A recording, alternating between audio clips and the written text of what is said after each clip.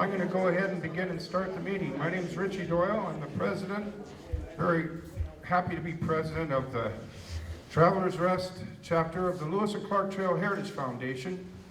There's information on the table there if you're not a member of either the Lewis and Clark Trail Heritage Foundation, our parent ship, or our chapter. There's information back there. But anyway, thank you very much for coming tonight. Next month's meeting, Hal Stearns is going to have a special program, a new program, regarding artwork on Lewis and Clark. I'm hoping that he focuses as much as he can on Montana artists. But Hal, I'm meeting with him Monday to go over exactly what he's going to talk about, but I know he has a private art collection in his home, and he's going to be bringing some of that to our talk next month and talking with PowerPoint about Lewis and Clark artwork. And then in May, I was thinking, because of our excitement surveying the Indian Trail across the Blue Mountain Recreation Area, and because it's so lovely up there and an easy stroll, I was thinking in May, instead of meeting here, we could meet at the Blue Mountain Recreation Area. The days are pretty long at that time of year in May. But going over at our meeting tonight, we thought, it might be a little bit, we reconsidered. We're going to, in May, we're going to show a new documentary film. How many of you have heard about the film about Bud Moore? Oh, Have you heard? So it's a new film. The famous forester from our neck of the woods, Bud Moore. I think we'll go ahead and show that. I think the likelihood was we'll be showing that in May. But tonight, it's very lucky to have Tim Ryan here. Tim and I go way back to Hellgate High School. And so Tim graduated a year ahead of me at Hellgate. And I haven't seen much of him since. We run into each other now and then. But I'm really glad Tim's here tonight. He might join us in working on the survey of the Lewis and Clark Trail across the Blue Mountain Recreation Area, along with Tony and Kashola and such. Well, tonight, Tim's going to talk about, as I titled the piece, Old Time Fishing Lessons. Actually, it's his ancestral techniques and methods of catching fish. If you go to the journals, how many of you have downloaded all the journals onto your cell phone?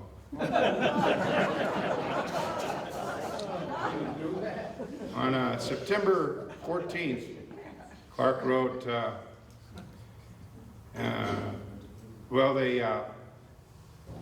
they went over Lolo Pass and dropped down, and they named Colt-Killed Creek. They killed their first colt there. But Clark noted that he wrote, the Indians have made 2 weirs across the stream to catch salmon. And he noted that the grass had been well eaten. They had been, visiting, and the horses had been grazing. He couldn't see any salmon at that time. The runs kind of shut off, but Lewis also drew sketches of some of the fish traps, and so it's really appropriate to have someone like Tim talk to us more about it. I wish Lewis and Clark were here to take notes. But anyway, welcome, please, Tim Ryan.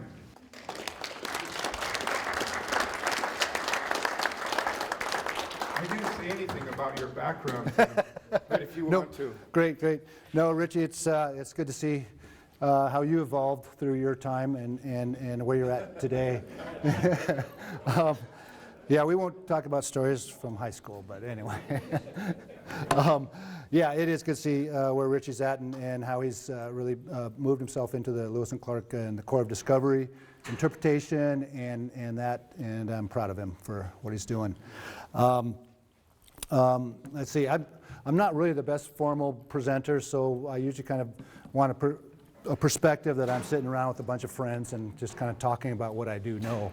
So some of it, I try to structure my slideshow to a certain degree, but then again, I just kind of like lose it. And if I try to structure it too strict, then I kind of lose track of where I'm at. But you'll probably notice that I still will lose track from where I'm at. Stop me at any time. Questions, I like it. I like interaction from you guys, and any kind of questions that you have. I can't say that I'm the professional professor in any of this, but I know I'm a jack of a lot of different data sets, I guess you could say, out there. But one opportunity was working with my elders, which was a great honor to me, and which taught me quite a bit about who I am. First of all, I should check, how is the sound on this here? And for the hard of hearing, how is the sound here too? Because I have one device here for that. Works good? Good. Okay. Let's go ahead to the first. Oh, I've got it right here. Good. There we go. Oh, to the end. Okay, let's start from the end now. Okay. So, put that in my pocket. I don't need that. But I do need to fool with something sometimes. So, anyway, I do recognize some faces out there. That's great to see you. Ruth, I see from down Stevensville, and other individuals that I've forgotten your names, and I'm very sorry about that. But I see that crew that has been very interested in participating with Lewis and Clark and the Travelers Rest here, I see. And a lot of you are my age and older, I see. Where's our young people? Hey, Richie, where's our... You working on the youth? Try to get them out here? Okay, anyway. I work with a fair amount of youth too. I used to teach at the Salish Kootenai College. I'm a tribal member of the Salish Kootenai Pondere people, Flathead Reservation. I've also got some Irish, actually lots of Irish. As a matter of fact, I did my genetics here recently, and it was very, very interesting. You should do that sometime. My wife and I did it, and there were some surprises in there, some really amazing surprises in your genetics, and it's fun. Anyway, okay, so tribal member for of course, all my life, and still will be. But I used to, as a young man, I used to traipse the woods all through western Montana. I was a Boy Scouts, and my grandmother from the reservation, she came up to me one time. She said, I'm a little worried about you and you traipsing out in the woods by yourself all the time. She said, I think I need to talk to you about a few things you should be aware of. She said, first off, you got to be aware of everything around you. Everything is alive. Everything is a part of your life. Everything is a part of our ancestors' lives too. All these plants, all these trees, they have a memory. They have a memory of your ancestors. And she says, you're out there by yourself. You better be careful. She said, there are certain things and spirits or even plants and animals that can start talking to you. And after she started talking about this stuff, I really wasn't too scared about wandering in the woods by myself. But after I talked to my grandmother, I was like, whoa, really? Do I go out in the woods, And so things changed after that. It brought on a bigger awareness of not only what was around me, but awareness of myself, who I am, and where I'm going to go in this world, and to explore that. And so I thank my grandmother Annie for that little bit. So in some ways, what she was talking about was the vision quest process, and which can happen, which doesn't have to be a process of fasting for 4 days and being up on that mountain, half starved and dehydrated and stuff like that for you to get your visions. Your vision, your helper being or animal can come to you at any time. It could come to me right now. Oh God, no, not right now.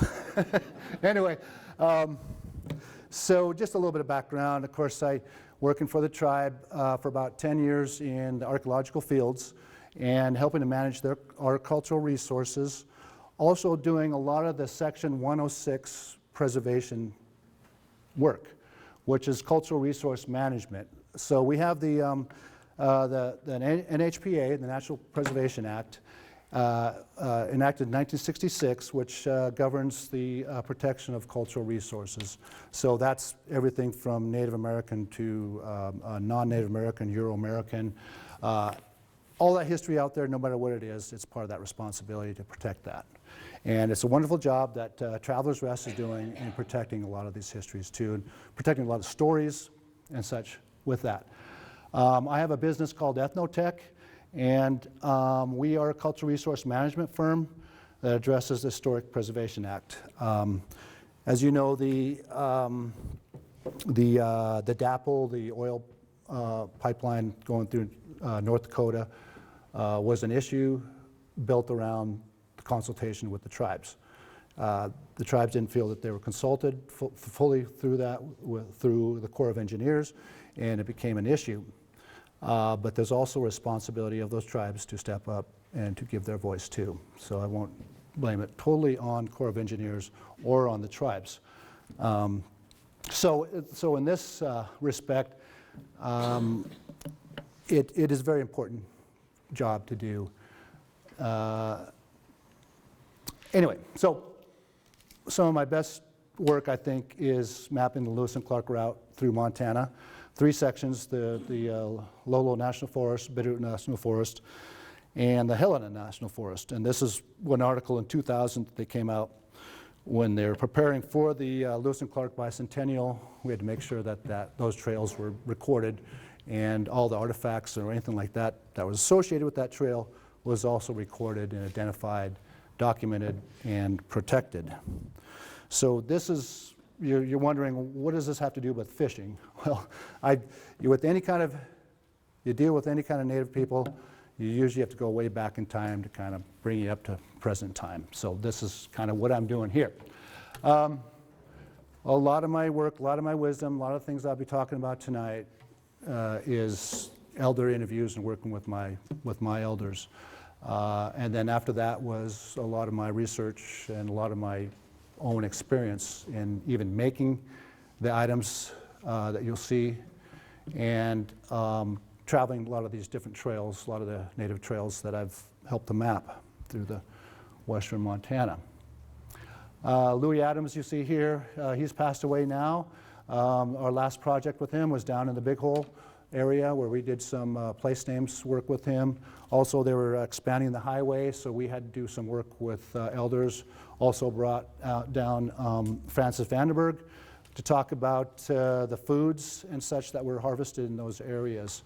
Down the Big Hole area, from Anaconda over in the Mount Hagen Wildlife Management Area. And we dealt with some properties that had some multiple cultural activity going on there, from mining to old Indian camps and even logging and such in that area. So it's a wonderful time to spend with those elders, because we're on site right now with Frances. So when I pick up that arrowhead and show her, it really gives her a tie to her ancestors, and it's that tangible tie to our ancestors and you see her face light up, and the stories come out even more with that. Okay, so with my work with the tribe, a lot of it was mapping those cultural resources that the elders would talk about, whatever sites, archaeological sites we found on the reservation, off the reservation too. We felt, as I worked for the tribe in the Tribal Historic Preservation Office, that we wanted to do work off the reservation too, because our Aboriginal territories are bigger than just our reservation. And I'll be talking about that later through the presentation here. But a lot of my expertise was mapping and putting together all that data into a GIS system, a geographical information system, that would then, all these sites, the stories, trails, cultural plants, place names, archaeological sites, would all then be geo-referenced onto a map so that could be then investigated. So any kind of undertakings like road building, railroads, dams, reservoirs, timber harvesting, things like that there'll be data out there to direct those individuals to not harm those resources, protecting those resources. This is some of the stuff you may know, but I kind of like given a good foundation of what I do. And sometimes people don't realize the work that archaeologists do, anthropologists do, in the sense of preserving those cultural resources in this sense. So when I was working with the Salish Kootenai tribes, we produced maps that looked like that. Those maps, we would have polygons, lines for trails, points for maybe camps, oral histories. Here's an ethnobotanical polygon here showing where bitterroot's growing. And this is a story right here that was told in this ravine right here. I don't give a whole lot of information of where that's at because our elders said, well, don't be telling you where some of these sites are. And as archaeologists, I cannot divulge a lot about where these archaeological sites either, because if they do get looted or harmed, then I'm responsible for that.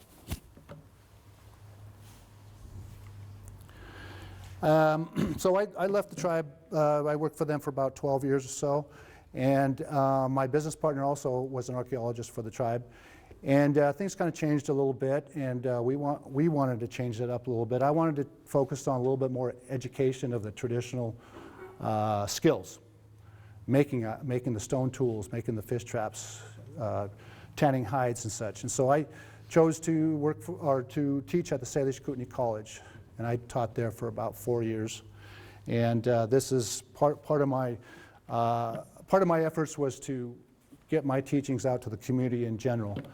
And so after I working with our own tribal people, I was being asked to come to the national parks and do a little bit of cultural work with them. And but I think some of my best times was working with these kids down here, Two Eagle River School kids here. And we went out in the field and we gathered all the material needed for a fish trap. And lots of fun. I mean, these kids we were on the bison range, and we were making string and rope out of this plant here. And they weren't even watching the animals. They said, all we want to do is just make rope and string in the back of the bus here. I said, okay, go for it. So a lot of my effort lately has gone into defining the seasonal round of the Intermountain tribes. When I talk about the Intermountain tribes, I talk about the Kootenai, Pend Oreille, and the Salish. And I talk about them because I do know of them. I can't speak about the Blackfeet or the Plains tribe because I don't have that right. I was never raised by them. I was never educated by their culture. So you find that with most tribal people, they won't profess that they know everything about Indians in general. But this seasonal round is most important. It's basically a calendar and a map in itself. All those resources defined in that seasonal round, there's a place on the landscape where they are. Some are fairly ubiquitous through the Aboriginal territories. Some are very specific to areas. Especially stone tool making material, quarries for making arrowheads and scrapers and other various stone tools. Usually those are pretty specific in their place, and they were pretty major areas that were part of the seasonal round. Now we look at the Treaty of 1855, the Hellgate Treaty. It's interpreted basically, it's representing our seasonal round. The tribes reserve their right to hunt and fish within their accustomed lands. Those accustomed lands are part of those seasonal rounds or Aboriginal territories. And in some ways, we look at the federal agencies that are managing, state agencies also, county agencies that are managing these resources in Aboriginal territories. They have a specific responsibility to not compromise our treaty rights. So our treaty rights are hunting, fishing, and gathering in these areas. The fish aren't there, that's violating our treaty. If those plants aren't there, that's violating our treaty. So there's a management that we expect the federal government, that trust responsibility that they say that they have over us to manage those lands in that way. Whether people agree with that or not, in some ways that's how I how I interpret that treaty. So I'm working with, I'm a consultant for OPI and their Indian Ed for All efforts they've done into the public school systems. And we're working on a seasonal round curriculum at this time to kind of bring into the schools and that. Now this as being Intermountain tribes, the Salish, Kootenai, and the Pend Oreille, this seasonal round is going to be different than the Plains tribe. Maybe not too much, but there's going to be a difference between those different seasonal rounds. Just as the Hopi, the people down the southwest too, they would have a different seasonal round also. Okay, if we get into the geographical cultural groups, here we have Montana's fairly unique in the sense that it's got three major cultural groups involved with the Montana area: the Plateau, Plains, and the Great Basin. And you can see the Blackfeet Reservation as a Plains tribe, the Flathead Reservation, the tribes within the Flathead Reservation identified as Plateau. In some ways, when I look at being that classification, it's too generalized because in a lot of times the plateau is identified by the Columbia River Basin, and which we are part of, but then we're residing in a mountain kind of environment. Those tribes within those those environments, they're defined by those environments. They're a part of those that landscape. They physically eat that landscape. They're a part of that. They become that. Just as the Inuit up in the north there, subsisting on more of a marine diet and high protein oil diet. Their bodies have adapted it. They're part of that landscape essentially.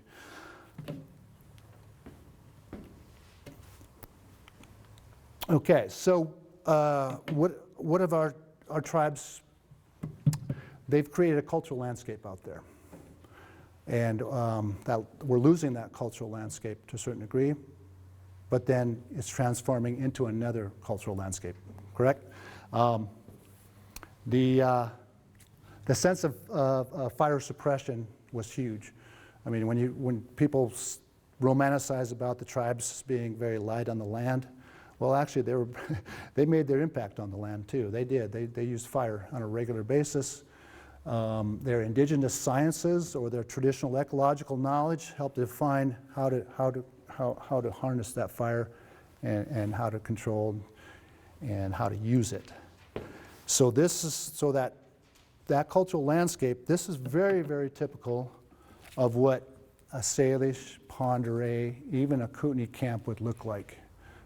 Big ponderosa pine, nice cleared understory there, next to a river. Very, very classic for a intermountain tribal camping environment. What's interesting about this is this is an Edward Curtis photo there, and he produced this book. Oh gosh, I think in the early. I don't know the date, but F.N. Wilson was an illustrator, and he took this photo and drew this illustration there. You can see the similarities to that illustration from that photo, which is kind of interesting.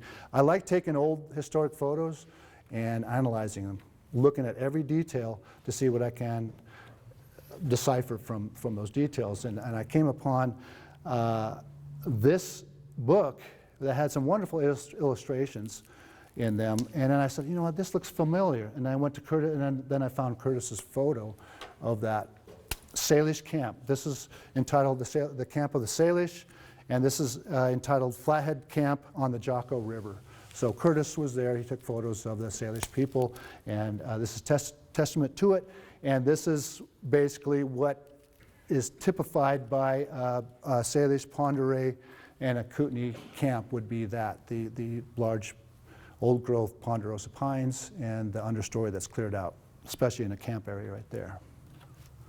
I thought, I like that illustration because as you can see, the photo is very dark and the illustration really pulls a lot out of there. I've got an art degree, so when I look at that, I go, oh, that's cool, that's good. how illustrations can really bring out what you're trying to convey there rather than a photo. Okay, so the traditional or the cultural landscape is based on the indigenous science and the traditional ecological knowledge of our tribes that has been collected for tens of thousands of years in this area. And the use of fire is what you see here, where they've produced parklands, where even early settlers said, wow, this is so cool, I can drive my wagon right through these areas. And so there's a lot of areas in Montana that they could take their wagons right through the forest without much of an obstruction. Okay, so Tony Inkashola, he had a nice quote here. Before the horse and the incursion of the Plains tribes into our territories, we had bands of our people all through these mountains, from the Buffalo of the Missouri to the Musselshell and the Yellowstone rivers to the east. And to the west, we had the salmon beyond the Bitterroot Mountains. Then you go from the Sweetgrass Hills down to the Yellowstone country, and our people were there too. So this is an interesting map that I worked through with Mike Durglow Sr. And an interesting about Mike, it was that he was a surveyor for the tribe too, for BIA. And when they surveyed the last survey of the reservation boundary, he was part of that. And so then he knows his maps and he knows his trails. He knows how to. So before he died, he was taking topographical maps and he was plotting trails where he had a memory or a sense of where they would go through. And so then we have a wealth of information from him and the maps that he produced. So I worked with Mike on that. And so in some ways, we wanted to portray this map to see that there's no boundaries. Where's Canada? Where's Montana? And such. You know, one thing that zeroes us in is Flathead Lake there. There's Missoula, Lolo, Lochsaw River and such coming down this way. Canada, you know, about around somewhere in there. And so it kind of perspective of no boundaries. You know, there wasn't Montana, Idaho, Wyoming, or Canada in those days. But those would be considered kind of the major highway routes, and not the secondary or tertiary routes in a trail system. If people are wondering kind of basic, the layout of Aboriginal territories with the Kootenai, Salish, and the Pend Oreille, this is what they would be. Kootenai, the Standing Arrow Kootenai band that is on the reservation today is only one of 8 bands. There's 7 other bands up in the Canada area. And their Aboriginal territory dipped down into the southern part of Flathead Lake. Pend Oreille came in through, there we have some Pend Oreilles, the Kalispels over in northern Idaho. There's some Kootenays over in Idaho too, but their lineage comes from, you know, Salishan dialect, comes from all the way up in British Columbia, on over into here, out the Rocky Mountain front, and down to Missoula, the Bitterroot Valley a little bit, and then we start picking up from Missoula on down south would be the Salish, or more specifically the Bitterroot Salish, that's what they're called. And so the Pend Oreille and the Salish are the same dialect Salishan tribes, okay? But having a little bit different traditions and such to define that. So yeah, Salish, you know, as Tony said, we had bands all along the Rocky Mountain front here, especially pre-horse days, when dog days were, there was, our people were distributed all through those areas.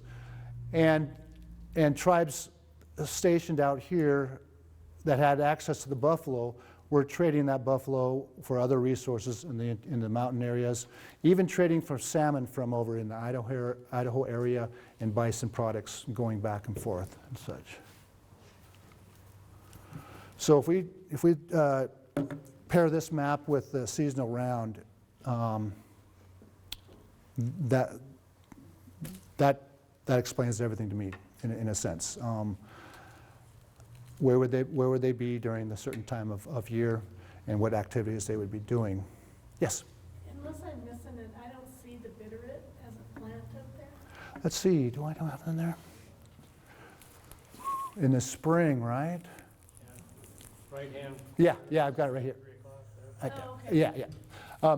Yeah, and then I've also got the fishing in there, got some of the hunting and the fishing in there, and then a lot of other activities. I put the plants inside there. Yeah, wintertime, wintering grounds. So let's talk about that a little bit, which is Here we have, if you look at the Rocky Mountain area there in Montana, you'll see valleys and mountains, valleys and mountains, valleys and mountains. Those valleys, Missoula, Bitterroot Valley, Helena, Mission, Flathead Valley, Three Forks, all those areas were wintering grounds for Salish, Kootenai, and Pend Oreille. You wouldn't want to winter in the mountains, of course, so you want to winter down in the valleys here. So down here, Lolo, all these areas were major wintering grounds. So in the spring, then you start moving out of that, and you start doing completing your season around. Basically, you're going out on the landscape to collect everything you need for the whole year, to make your year, to survive through the winter with your stores of resources that you've gathered all through there. So there would be, wherever your major camp was, whatever valley you would be, you'd be creating these large or small circles. During the dog days, of course, you weren't traveling that far, so your circles were smaller, your seasonal rounds. During the horse days, then your circles got bigger and moving across the landscape with bigger cyclic movements through the landscape there. But then consequently, when the horse came about, it created big issues with other tribes. Aboriginal territories kind of started overlapping big time then, and conflicts, resources started happening too in those days. Major protein sources, you know, of course there was elk out here, there's deer too, but when you got on the plains, you pretty much focused on the bison, and everything else came secondary. When you're on the Columbia River, the plateau area, the salmon were the major protein source. And within the Rocky Mountain area, you had your bull trout and your cutthroat, of course deer and elk and the other animals, the bear and small rodents and stuff like that, the fowls, the grouse and geese and stuff like that too. So, but wanted to just kind of point out some of those major protein sources there.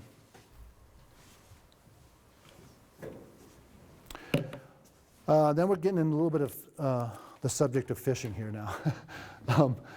If we look at a map here now, you'll see that some of these Salish names are not the correct spelling. I've left them that way so that I can pronounce them kind of phonetically. And I do say, I don't know what happened to my Tim Simply, place of no salmon there, but that should be there. But to illustrate how important fishing was, you had Missoula, Inslai, meaning place of small bull trout, and Cheatham, which means place of large bull trout in Bonner area.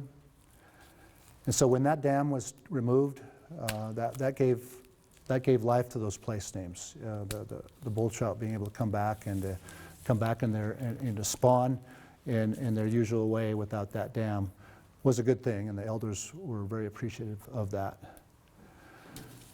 And then we come. I did a project with Tony one time where we defined, had to deal with the Butte historical Butte folk festival, and we did a program there, and we wanted to illustrate one of the seasonal rounds that could be defined within the Clark Fork River drainage there. And so if we're in Missoula and we start out we winter in Missoula, one of the first indications of things happening would have been the buttercup coming up. So there was bioindicators that were happening. They were indicating to our tribal people what they should be doing. So the buttercup comes out. That's an indication that you should be getting your fishing gear together for the cutthroat. Cutthroat would be spawning in the spring, and the bull trout, they spawn in the fall. So the buttercup coming up would be an indicator to our tribal people to start getting their fishing gear ready for that major spawning event of the cutthroat. So they would be putting together their fish traps and such, and whatever devices they choose to fish with for that. But mainly, it was a fish trap that they used for a lot of those spawning episodes. And what's great about it is here's you're on the you know, if you're going to all along the river corridor, you've got willow and dogbane, and I'll get into that. That's basically the only two plants you need to make your fish trap. And it's right there available where you're fishing, which is great. Okay, so if we're going to do a seasonal round, like say if we were going to go out to the Buffalo, this would have been a major roads to the Buffalo here, where we would be going along and gathering a lot of our material as we go. We come to Drummond, we might come down to the Eyebrow church site and gather a lot of our church material to retool ourselves before we hit the Rocky Mountain front to hunt the buffalo. Very important. There's the church sites and obsidian sites, day site, and all the other types of material that's out there. And then coming along, we come to the even Deer Lodge area. Now, Deer Lodge was a very important place for a lot of tribes to gather too. A lot of the Washington tribes, the Colvilles, Kalispels, and Spokanes would all gather in the Deer Lodge Valley, and we would gather together for protection when we got out on the Rocky Mountain front from the Plains tribes. So the Washington tribes, a lot of those tribes over there were joining together with the Salish, Pend Oreille, and the Kootenai for protection against the Plains tribes. So since Soweltamin, meaning place of deer, was very important too, because they were assured to find deer there all the time. And you know about the Warm Springs there. The Warm Springs Mound is essentially a large deer lick. It has minerals that come out of there, and it was a big white cone. And before there was a lot of ponderosa or cottonwoods around there, that stood out. That stood out amongst the landscape quite prominently, and so it was also a visual indicator where they were at. And there was also Warm Springs. Essentially that mound was a teepee. It was a symbolic of a teepee for the deer. That was basically their home. And they were always assured to get their deer there. And so what they needed to refuel themselves before they get out to the buffalo.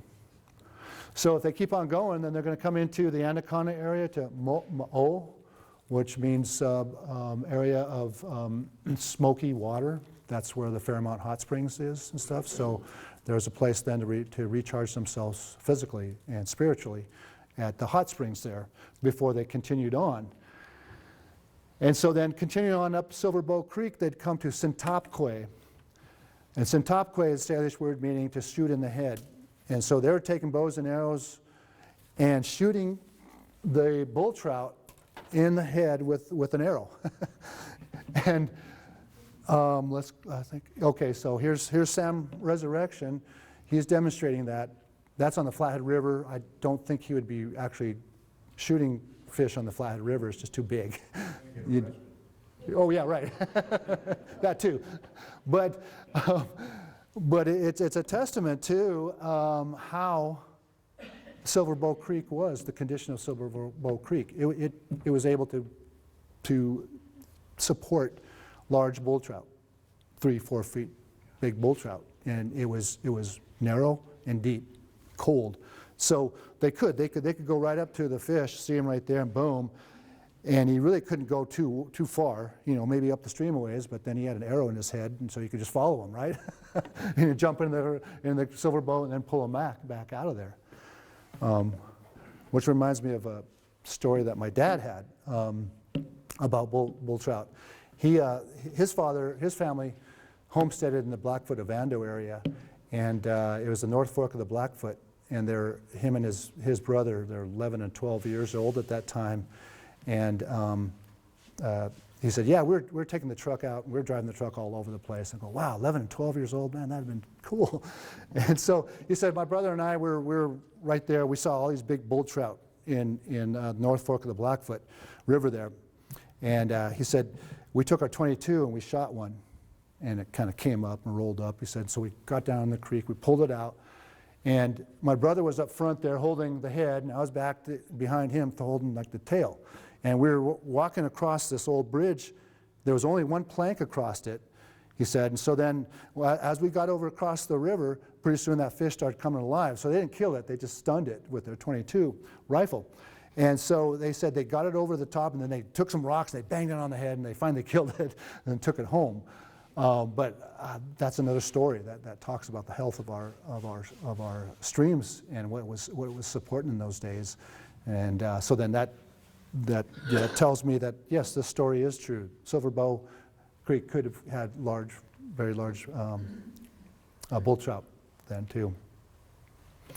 So and then you could see this as maybe I could see this as a pre-horse seasonal round right here, that they'd come over here to Anaconda, then come back over to Skalkaho, which Louis Adams talked about, meaning where all trails converge and many trails kind of converge up on that pass there.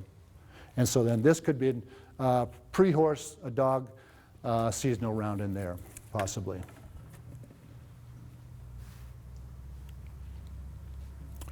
Yeah. Sam Resurrection. Funny story about him. Why was he named Sam Resurrection? Well, they thought he died. They had him wrapped up in a blanket on the table, and they were doing ceremonies around him at the time, and he woke up. He said, "What's going on, you guys?" And he got that name of Resurrection after that. So there's a better story that the elders tell, but that's about all I can tell you there. Make it shorter. Okay, get into a little bit more specific. What we're talking about here is fishing methods of the Kootenai, Pend Oreille, and the Salish people. This is a wonderful photo here. This is the American Boundary Commission surveying the northern, the 49th parallel between Canada and the United States. And they took a fair amount of photographs. And this is a wonderful photograph of a Kootenai encampment and on the Tobacco Plains on the Kootenai River. And there's a fish trap there. It looks like it's somewhat under construction there. They've got some hoops there, but that's a pretty large fish trap too. That's probably, I would say, probably about 18 inches or so, maybe 2 feet high, and maybe about 10 feet long or so. And you can kind of see some of the drying racks back here and the teepees there. They have a pretty good selection of old photographs too, if you ever want to clue into that, into the Boundary Commission's photographic work. So here we come to the Shoshone fish weirs that Lewis had observed on the Lochsaw River in 1805. It was really interesting. I haven't really looked at it too closely until Richie sent that to me, and I started to kind of look at it. I knew of it, but I didn't really look at it closely enough. And you talked about during that time they didn't see many salmon, right? Yeah, Clark mentioned he didn't see any salmon at the time they were there. Okay, so my take on it is that it wasn't during a spawning episode. And for another reason why is because they have the traps going both ways. So if the fish are going upstream or they're going downstream, they're going to catch them. So then here's the stream's coming down this way, and they've got the opening of the traps right there and there.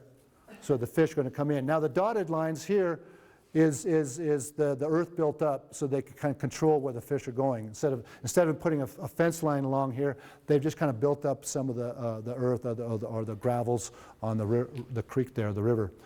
And then here's their traps, and then here's the weirs. The weirs are basically the fence line that directs the fish into the traps. So there's two components. When Lewis says a weir, it's actually a weir and a trap. But through most of my research, everyone would call this whole thing as a weir. I would say weir and trap. They are two separate things that can be used separately from a part of each other. So what they're doing is that the fish are coming down, they're going to catch them into those traps. If they somehow get through there, or the fish coming upstream, they're going to catch them this way because the opening of those fish traps are facing that way.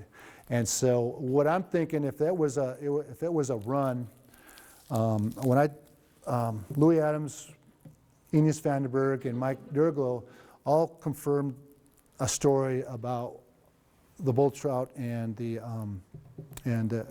cutthroat, is that we would allow those fish to go up and spawn. And then when they're done spawning and coming down those small feeder streams, that's when we'd put the trap in.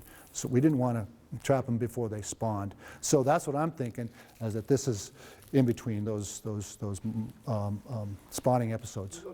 When you say Shoshone fish weir on Locksaw River, wouldn't that be the Salish instead of the Shoshone? That drawing is from, I think, the Limhi River. They mentioned the fish weirs down on the Locksaw. Oh. The drawing is from the end of August at another location. Oh, no kidding. Okay, good. Okay. Oh, because, yeah, you're right, Augusta, yeah. Okay, yeah.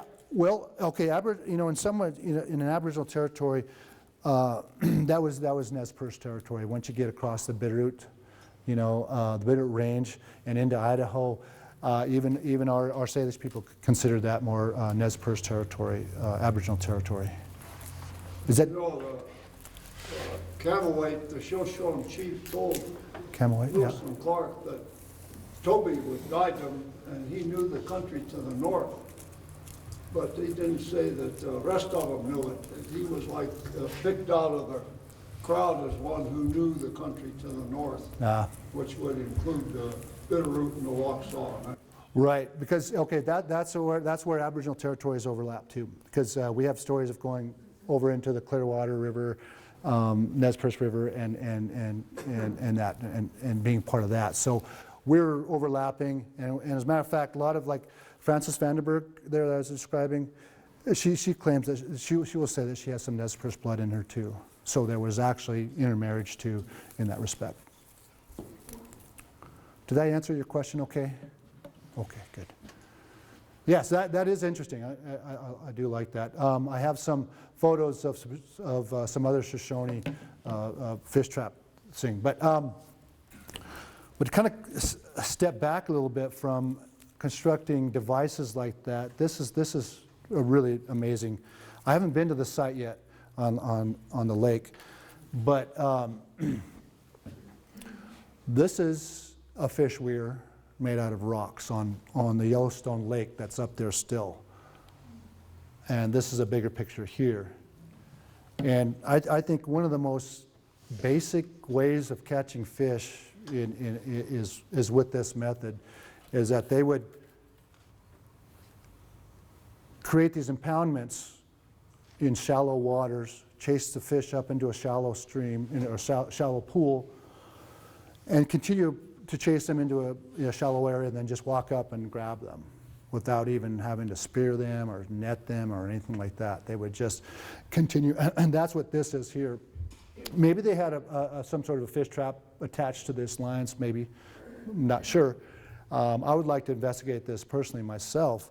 There might be some openings, that they might have done in that sense of putting a fish trap in there. But most of the research that I've done on this type of rock weirs were that they were just chasing them up into a more shallower stream and then just walking up to them and grabbing them, putting them in a basket, and then taking them back to camp, which is pretty amazing. Now you find this all around the world too.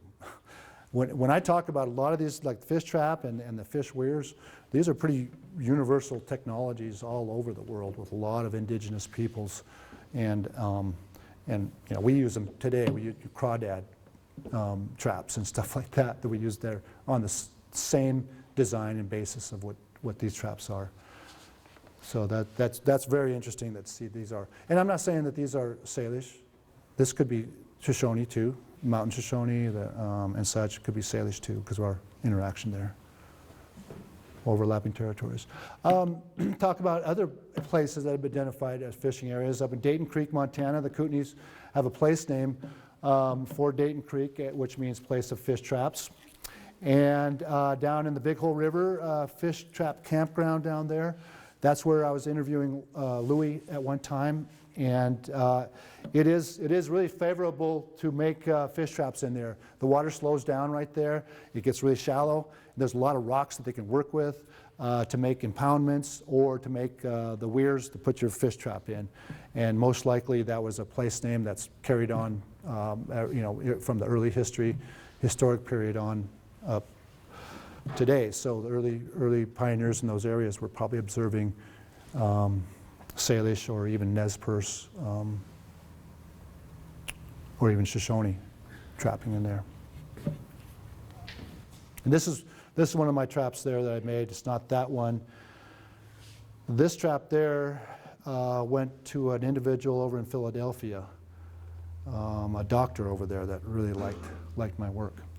Okay, how do you construct these things, the fish traps? Well, only two basic plants involved with this type of fish trap, and that's the sandbar willow here and the dogbane, which I'm destroying right now here.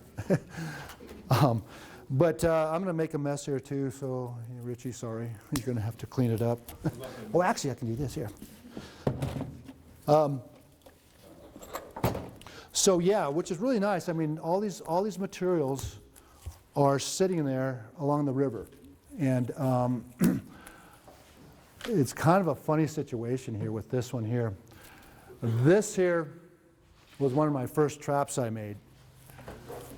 And as you can tell, it doesn't look so good. When I work with students and stuff like that at college and such, I talk about our connection with our plants, our cultural plants, our traditional plants. And I tell them I have a relationship with willow, sandbar willow. It's taught me amazing things. And one thing is that I can't make a fish trap out of green willow and expect it to stay together, because wood shrinks, right? And boom, wow.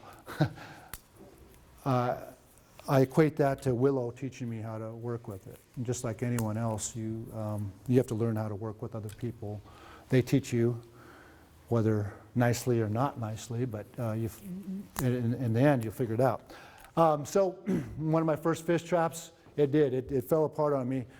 And so then I realized I had to bundle up my willow, harvest my dogbane plant at a certain time and let them cure and dry. The willow has to dry for at least 3 to 6 months before I can use it. Because a lot of times all these the devices I do make will go into a museum or a school or interpretive center or something like that. So it's got to be stable. It can't change on me and warp out and do all sorts of weird stuff like that. So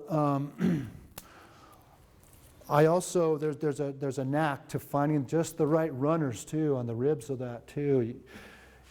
I thank Beaver for his helping me make my fish traps. And how he does that is that the beaver will come in to an area and he'll harvest that willow. And he'll take that willow back either to make his home or eat the bark, whatever. And so the next year, he's promoting some growth that's coming up, some really nice new growth. He'll just mow down a full willow area.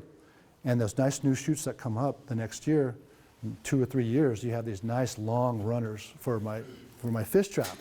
So when I come into an area, I go, yes, go out. Thank you for helping me make just the right type of willow for my fish traps. And it's kind of a nice connection there with the beaver and what he does to promote the nice long runners of the fish trap. Then down here's the dogbane. The dogbane plant, what I'm working with right now, I'm making some fibers, making the cordage for that. It's the #1 plant to make rope and string from in North America. It grows from Mexico all the way up into Alaska. And but one interesting thing about it is that in the back east it's considered a noxious weed because it gets into farmers' wheat fields and croplands and stuff like that, and it kind of can take over because they water it. It likes a lot of water, likes a fair amount of water, and it becomes a noxious weed in agricultural senses. But this is one of the most major traditional plants that our tribes have, that North American tribes has, is this plant. Do I have a photo of it? Next one? No, I don't. So consequently, this is a broadleaf plant. I do have another photo of it, but it is a broadleaf plant, And so with all the grazing animals out there on these nice river terraces and stuff like that, the nice grasses along there, they don't want their livestock to be eating this plant, because when it's green and they start eating it, there's a latex type of white ooze that comes out of it, and it can burn their mouths. But the cattle and the horses and the sheep, they won't eat this if there's enough grass. So it's the responsibility of those livestock individuals to have enough grass, and they don't have to spray this out, right? But it's broadleaf plant, so herbicides will get to this plant and it'll kill it. But that's about the only thing that will kill it, because it is pretty aggressive. It's perennial, and so it'll come up every year. I can come into a stand. I have a stand that I work every year that comes right back up because of it's a perennial.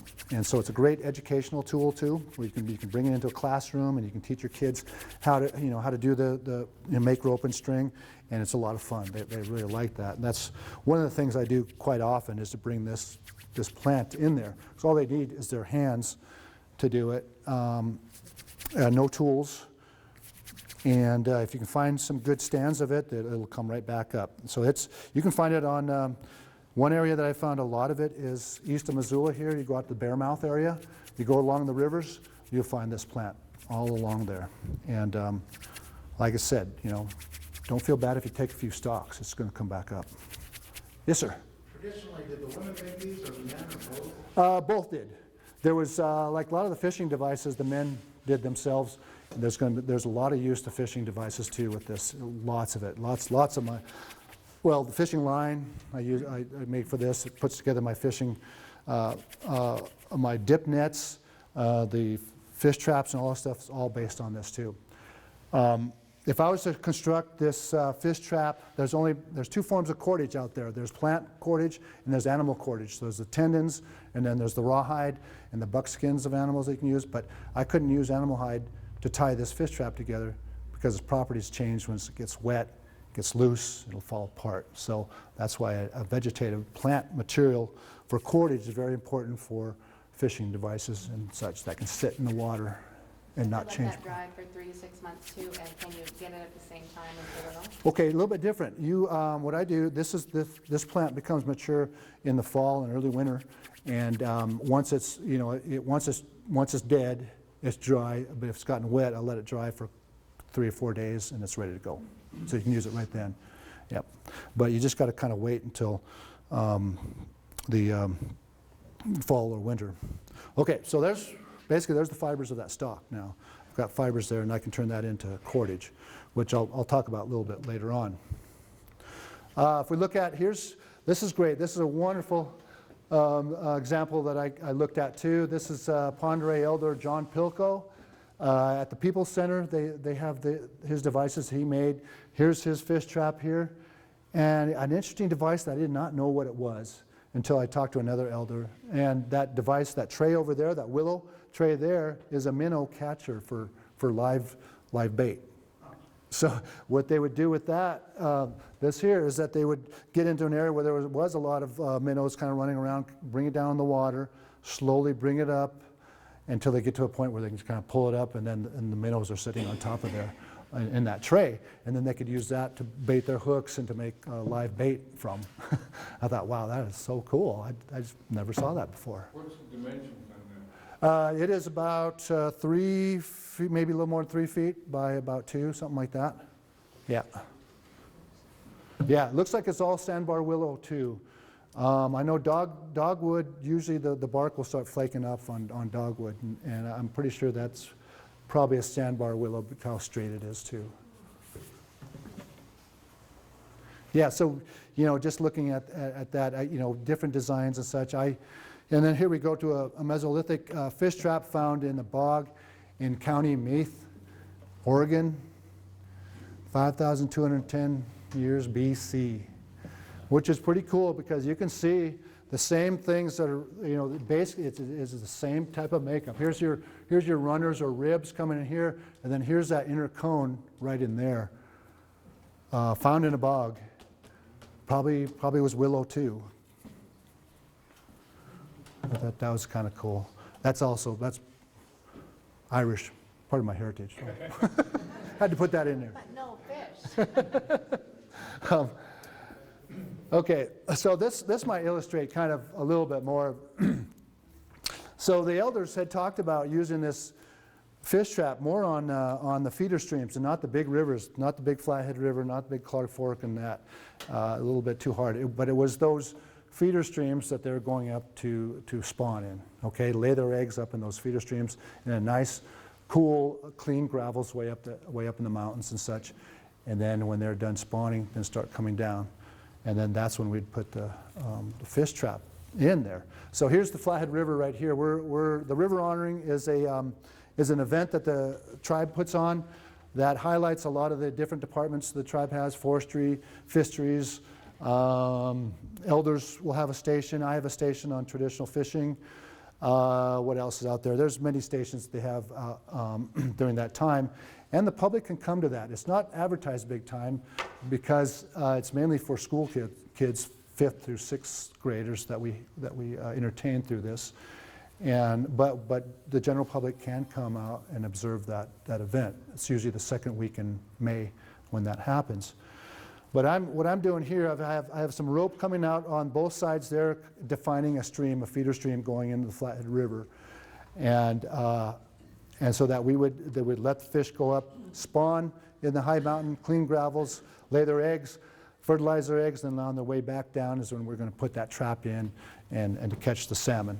There we got sustainability. We got we're assured that we have a stock of fish coming the next year. Yes. How long would like catching the fish last? Like a couple weeks, a month? You mean the dead fish? Well, how long would they be coming down? Not that long. It's usually an event, maybe a week, 2 weeks, something like that would be the event of that. Yep. So and again, there's indicators. We talked about the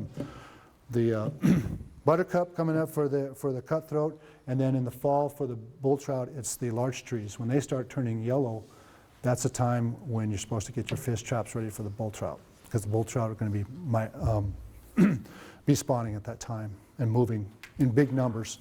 So yeah, so then it's kind of fun. I got these little fish. I put them on the bamboo skewers, and they're like little laminated fish. When wind comes up, they go back and forth like this. And it looks like they're moving. And it works pretty good. So then there's my fish trap in there, and here's my representative of a weir right there. And then I've also got one fish trap under construction right there. That's a lot of fun too. Two Eagle River School, again, here I am with the kids. We're putting together that fish trap. Fishing spear, here's a Lester spear that's called. It was early ethnographers also observed the tribes in this area using fishing spears like that for catching, and then also the hand lines, the dogbane Indian hemp fishing line, the old style of gorg hook with just two spikes of a bone on one side and then baiting that. Hawthorn, here's one hawthorn on its own, and then the hawthorn hook as it's made. That black material on there is a black tree pitch glue that I make that helps to really set that line on your hook there. Skolio, Salish word for fish trap. And so then I modeled my fish traps after this historic photo here. Even I used to be a carpenter, so I took the scale of this siding of this building and kind of did a scale of what size, and it kind of came out to about that size there. Which is nice, because that size I can carry around in my car to go to schools and such. Otherwise, it'd be pretty hard to do. And then there's that other fish trap, not that one, in use right now. This was a small stream that we felt that we could manipulate a little bit with some of the rocks and not harm too much of the environment or the habitat of other animals in that stream. We did not catch anything at this time. It was just more of a photo op. But we could have, a lot of times too, with some of the traditional camps we did with the youth, with the college, I had them go up the stream and walk, and then the kids walked down, and we actually chased a few fish into there a couple of times in some of these camps, and that was a pretty good demonstration.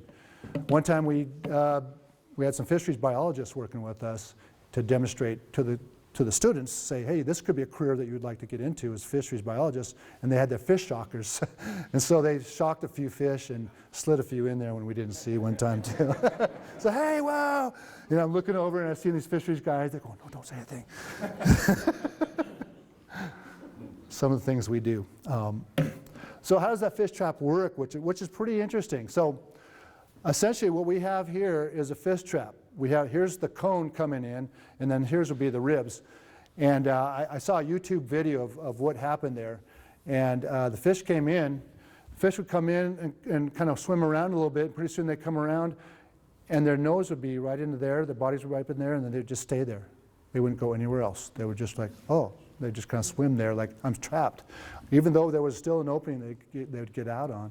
It was the same theory as what the fish trap is doing too, the same thing. They're coming into, there's a cone in there. We should probably talk about this a little bit. So yeah, so then here's your inner cone right there. The fish come in, they come back here, they realize they can't go any farther back here. If they can turn around, then they're going to be kind of looking for an opening as they go. Pretty soon their nose is going to come up right in between the ribs and the cone here, and they'll just stay there. They'll just kind of sit there and not go any farther. How do you get them out? Oh, that's a good question. You were going to get the fish out of there. Okay, good. That's the question I ask usually the students I'm working with, and there's usually one person that gets it in the classroom there. Would you say? Undo the end? Yeah, that's right. Undo this end, and the willows splay open, and you dump them out. Usually you'd have a basket there. You dump them into that basket. And someone from the camp comes and gets that basket full of fish. You go, oh, yes, wow. And they take the fish back to camp and start processing them. Yeah, so that's kind of cool. I have made another one for the Natural Resource Department that's 2 feet high and about 12 feet long. And I had to put a door in that one. So I put a door right in here, which was just willows that came open. It had a few ribs right in there that could come across, and I could tie that too. So it was just a willow door that basically I opened up where they could reach in and get that from there. Okay. So yeah, you kind of see a typical kind of setup there on that fish trap there too, that illustration. So essentially, this is another Shoshone illustration. I got this from Shoshone Fishing Cultural Fishing Report, and then again, here's your weir. This would be a small feeder stream. It wouldn't be the big streams. This would be one of those streams that the fish would go up to, lay their eggs, and then as they were coming back down in large groups, that's when we'd put the fish trap in to catch those fish. Okay, and getting into some more conventional fishing methods, here's a fishing pole here. This is on the Flathead River, on the Flathead Reservation. And Mike Derglow Sr. he kind of informed me about the fishing pole. And he talked about the fishing poles on the Flathead River on the reservation and all the different families that had their camps all along the rivers there. And he said everybody, all the guys, all the men didn't take their fishing poles home with them. They would just take the fish back with them. They would take their pole and put it up in a tree or put it somewhere and just leave it. And so whenever anybody else came by, they could use that pole too. They'd put it back, or maybe they would leave a few hooks with it or some more fishing line if they depleted that. But he said we had a nice communal thing going there, that we could leave our gear out there and someone could use it if they needed it. And I thought that was pretty cool. So I have one in Montana Historical Society right now. I have a fishing pole, a fishing spear there in their exhibit, and you can go to it. I have a bone hook on the fishing pole that's there now, and I have some other items there too. Dip netting, that illustration kind of shows a little bit better up there, the use of a dip net, which is really interesting because here you are with another weir system. You got to control those fish into one area so that you could dip net. You just can't start dipping your net into the river, right? So you need a weir. So then again, there's a fence line created right there to control the fish in one area, and then he could nip them out of there. Just like this photo here. This historic photo was entitled Interior Salish Fish Weir, but it didn't give an indication of where it was actually taken. And it kind of looks like Montana, Montana kind of territory there, but hard to say. The Interior Salish, we're the most farthest Interior Salish eastward and southward of the whole Salish and dialect nation. Like I said, it goes all the way, into British Columbia, Canada, northern Washington, Idaho, a little bit of the Columbia River, and on up into the Puget Sound and north of the Puget Sound there. So this is very interesting. So the weir is going across that river, which is a pretty good sized river, and then they're directing the fish just right through this channel. And it's got a little bit of a platform there, so the individual stands on that platform and dips his net in when the fish are coming through there. Pretty effective way of fishing. So the net that they use on there would have been made from this dogbane plant also. And I have yet to attempt to make a dip net, but here's my hoop that I've started. That's been sitting at home for about 3 or 4 years without it being completed. But one of these days I'm going to complete that. Here's my Lester spear, which is ethnographer's term for that. But it's a 3-pronged spear, basically. These are deer bone spikes here. Usually take the legs of the bone of the deer. I can score them. I can break them with a stone hammer, and then I can sharpen them and shape them on a sandstone slab. Here again, we have our dogbane cordage there. And here, which is kind of interesting, I find Rocky Mountain maple forks that are naturally pretty balanced. When you get like ungulates, feeding on, browsing on in the wintertime, they'll nip the tops of those, any kind of shrub, and then they'll branch, right? So I'm looking for, a lot of times, these nice, real balanced forks of Rocky Mountain maple, which is a hardwood. And then I'm putting it onto a shaft of lodgepole shaft and tying it with the dogbane cordage. I've also got in the inside there, I've set these spikes in there with the tree pitch glue, ponderosa pine and the charcoal mixture together. So it's a black type of glue. You heat it up, it gets warm, it's hot, it gets pliable.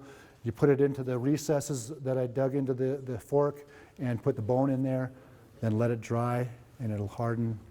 And then I put wrap the cordage around that. So then that goes over the backs of the fish there, and goes over the backs, and then the spikes come in the side and the one down in the back there. So it's hard to escape that, I think. Then I pull the forks out and then release the fish. I've got, one of those. I've got one in the Historical Society right now. The hand line there, Mike Durglow talked about that. He said if you're in a canoe or you're on the bank and you're right above the fish in the hole there, then you don't need a fishing pole. You just got to run your line out and put your hook on there, with the bait on there. Now this is kind of an interesting little thing here. That's a Glacier Lake, Missoula creation thing. It's a concretion of sediment. All along the Flathead Reservation and other parts of western Montana, when, the Glacier Lake, Missoula, when it would flood, in between the flood, it would create these mud flats, right? So you got all the sediment. When all the water would drain out, then you'd have these pools of mud sitting there. Well, there's a layer, a couple layers going through the earth there on the reservation, where you get down a little ways, and you get to this one lens, and they're producing these concretions of sediment. And sometimes they're like fossilized raindrop. So here was a placid lake of mud. Something came down and disturbed that and created a round, this round thing. It had a hole in it. These donuts. It's kind of really interesting donuts. So I find all these little donuts and other little weird creations, by sediment hardening. One has, it was like a little piece of rock dropped in it, and it formed this cup around it. And it has these waves that come out of it like like a raindrop when it hits water and it radiates out. So these little devices, I was finding them, and I was able just to modify them a little bit to create a sinker. And it doesn't seem to dissolve in water. It's pretty hard. It lasts quite a while like that. Yes? The two hooks there on the lower right, is one of them bone and hawthorn? Yeah. And then what's the other one, is bone? Okay, yeah. Yeah, both of these are bone, hawthorn, and then that's the Gorg hook. That's one of the oldest types of hooks right there. And it's basically just a spike, a sliver of bone that has two sharp edges, tie it in the middle, put bait on that, and the fish more or less swallows that more. Okay. The round bone hook, is that just formed from a flat piece of bone, or? Yeah, I usually use a rib bone, bison or elk rib bone, because you can split those pretty easy. And then you got like a flat blank of bone there. Yeah, and then I can take chert. I don't take obsidian, but chert is a little bit more durable, and you can start scoring the shape of the hook that I want. Then I've also got, I've got a drill here too. This drill is made of chert material, and I can go down on the bone there, and I drill that round part right there. That's probably the hardest part, is to get that rounded area right there. And so then I can actually, yeah, drill a hole in the bone with this here, with this drill point, which is just a chert, looking like an arrowhead, but it's more of a drill point. It's not wide and flat. It's more diamond shape almost. And then it's hafted onto this mock orange shaft with rawhide, and then that tree pitch glue on here too. And I'll put this out if you guys want to look at it. And it's a little beat up because students work with it, and I have a bow drill. You put the socket on top, and I go back and forth this way, and then I can drill holes into bone, shell, and wood with that. It's kind of fun. It's fun to, it's really fun to demonstrate. And when I was teaching at the Salish Tribe College, is to demonstrate making these things with everything but natural stone tools and whatever tools I have. Not using any modern tools is a lot of fun. This line, that thickness of line there is, I don't have that here. Well, that's a little bit thicker than I usually do for fishing line, but I could probably catch about 6 to 8 pound fish on that. It's really strong. And when we want to look at this cordage a little later on, you can look at that. Some other interesting fishing methods, of course, ice fishing was part of that. And then this Falls fish trap was really interesting. The Kootenai, I went over there and did some work with them. And the Kootenai tribes, or the Kalispel tribes of northern Idaho, they're Pend Oreille tribes, they had an interesting little fish trap too that they put up against a waterfall. And it was not quite that shape, but it was wider and not as deep, and about this high or so. But it was a willow thing that they also tied together with dog bane and put right up against the base of a waterfall and caught their fish with. And then, of course, on the Flathead Lake, the elders talked about building rafts on the Flathead Lake, and they would build a fire on that raft, and that was light that attracted the fish to the raft, and then they could just spear them or dip net them right there and get their fish. This is a really interesting. Now this I'm not sure how traditional that would be in this area, but this is up in Alaska. And here's salmon. They would spawn up this feeder stream. She'd put her fence line in there. She's got a little willow ramp there, a little dish where the fish would come in, and they would just keep on flailing right up that ramp. All she had to do was sit there, grab the fish, and put it in her basket. That is so cool. Fish ladder. Yeah, right. Hey, that's a good fish ladder, really. Then what are you going to do with them? Well, okay, then you got your drying racks. You're going to dry them, especially with the spawning episodes. You're going to get more fish than you can deal with right there, and so you're going to have to process them and put them away for winter or for future use. This is a photo of we were in the Bob Marshall. I had the opportunity of taking three of our elders back in the Bob Marshall 4 years in a row into different ways in the Bob Marshall, and we recorded their oral histories back there, the campsites, the place names, the trails that they went on. And we commissioned Smoke Elser to take us in there. We actually contracted with him to do it. And he relates a story of when he was younger in the Danaher Basin of observing fishing racks that were still up in that area from our tribes being in that and fishing in the Bob Marshall there. And so we caught a bunch of cutthroat, and so we decided we might as well smoke them up too. And so that's our little smoking device right there for our fish. Some of the best fish I've ever eaten. Wow, up that Bob Marshall. Nice, clean, cool streams. And I started going to the Bob Marshall when I was a Boy Scout. And most Boy Scouts, you know, they didn't like fish. But at the end of that backpacking trip, they loved fish because we were catching fish right and left up there.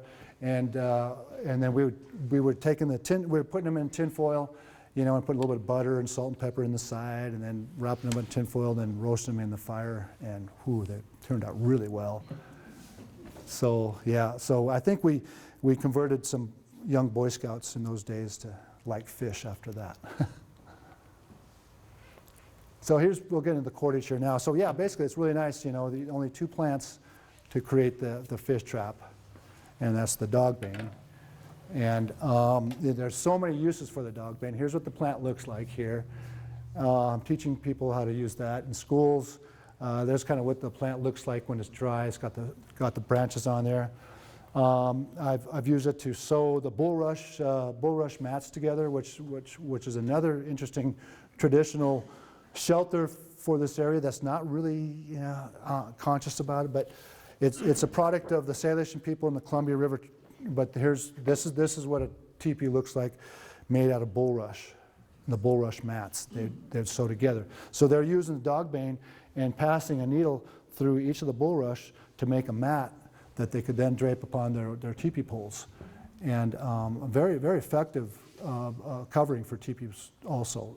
And very aromatic. Aromatic. So wonderful. Oh yeah, there you go. Yep. Yes, Is the sir. cordage actually stripping the bark off of it? Or is it the wood itself? Oh, I'm sorry. The cordage from the dog plant. But I have made cordage from bulrush there too, though. Although the cordage is not very substantial. But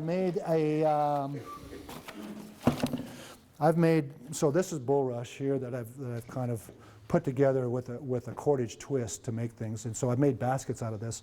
The Historical Society, I have a fish creel made of bulrush, and basically it's put together somewhat similar. This is just an example of taking the bulrush, flattening the bulrush right here into the kind of the ribs, and then stripping it down into smaller sections when it's wet and twisting it into a cord.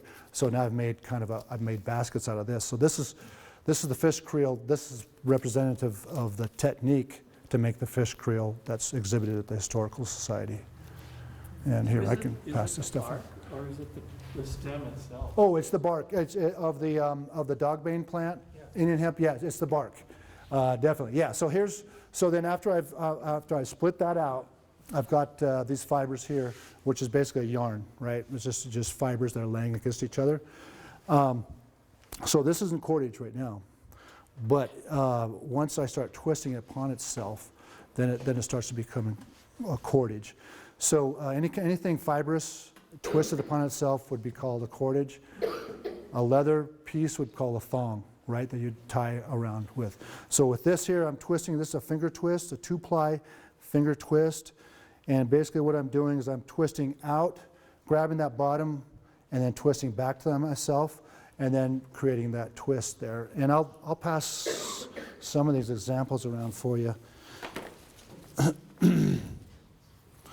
And I've made sewing thread. Who was I talking about sewing thread? Was it you, or who had that piece? Yeah, it was you. You can pass some of this stuff around.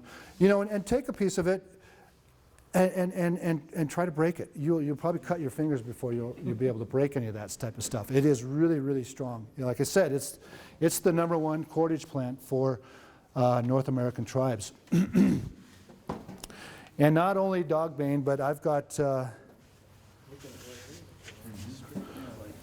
Rocky Mountain maple. So here's the inner bark of Rocky Mountain maple. Just that cedar bark, you can take the inner cambium and you can create cordage with that. We were actually, the coastal people were trading with the interior Salish for dogbane, because on the coast the dogbane doesn't grow. So what they had though, they had a lot of cedar, so they're using the inner bark of cedar. I found out that when I started working with Rocky Mountain maple, making some digging sticks, I'd take the bark off, I could separate the cambium from the outer layer and make some rope from that. And this is from Rocky Mountain maple. It is really strong. It's some nice material here. You'll see it when you feel Would that. that be used for horses? Yeah, it sure could. A lot of times they used more, just because horses weren't in the water, they would use a lot of buckskin for that. And rawhide for that too. Oh, there was also bison hair too was used quite a bit for that. Also for bridles and such.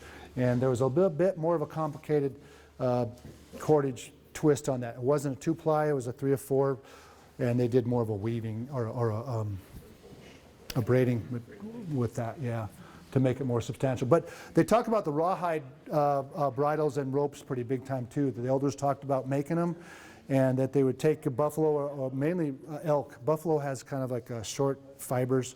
Elk has a little bit longer fibers, and deer even has longer fibers, and they don't break as easy. But they would either twist it in a 2-cord or braid it. Then they'd bring it along a tree branch and just keep on moving it this way to get it really, really flexible and soft that way. Yes, sir. How long would a fish trap last? Would they have more than one season out of it? Yeah. Okay. So there was okay. You could make one out of green willow right on the spot and use that for that one episode, and that'd be just fine. But then after it dried, it would start falling apart because the wood shrinks. So you could easily make a green one and use it for that episode. Or I think up in the up north Slave Lake area, there's families. The men would construct their fish traps, like this, so they would last year upon year, so that they would hand their fish trap down to their sons and stuff like that. So, yeah, good question. Yes? Is bulrush the same as Julie?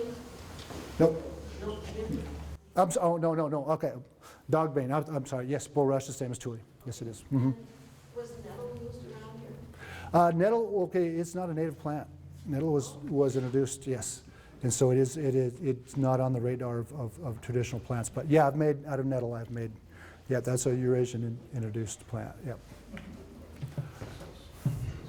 And so I'm kind of winding down a little bit. But you take this dogbane, the famous twined baskets, flat envelope baskets that Columbia River tribes people were made out of this dogbane plant too. And then they started bringing corn husk in there. So this down here is all dogbane, but they started imbricating with corn husk and bringing that in, and then dyeing the corn husk different colors. And so even if you think about the Hopi down in the southwest with their rugs before the sheep came in, they had dogbane to make their rugs. So it's an interesting thing there too, that the sheep weren't indigenous to them either, but they had to use that. One other device I've made here is a bison bladder water carrier or a canteen, and that's all made out of dogbane netting, kind of to hold that so you can carry it. Like you ever try to carry a water balloon? It's a lot hard to carry. So that's basically what it is. And so once it's full of water, I've got a few of those. That's on exhibit too of the Historical Society. Here's what the bulrush here looks like. Okay, I didn't know I put this in here. Great. So here's the bulrush, and then here's the bulrush teepee and the mats that I make. So they even carried the bulrush mats just with them to make lean-tos to camp with for small camps and stuff like that with that too. Well, I think Shehoy. Did I keep you here too? Oh, that's not too bad. How do you pronounce the end? Shehoy. Shehoy, meaning the end. That's it. No more. Yeah, if you want to look at some of this stuff up here, any more questions, come on up, you guys. Questions? Thank you very much, Tim. Yeah. By the way, tonight's program is being recorded by Missoula Community Access TV. Thank you, Scott.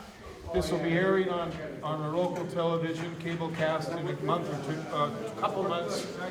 We might be able to email you and let you know. Thanks for everyone for coming. And see you next month with Hal Stearns and artwork of Lewis and Clark.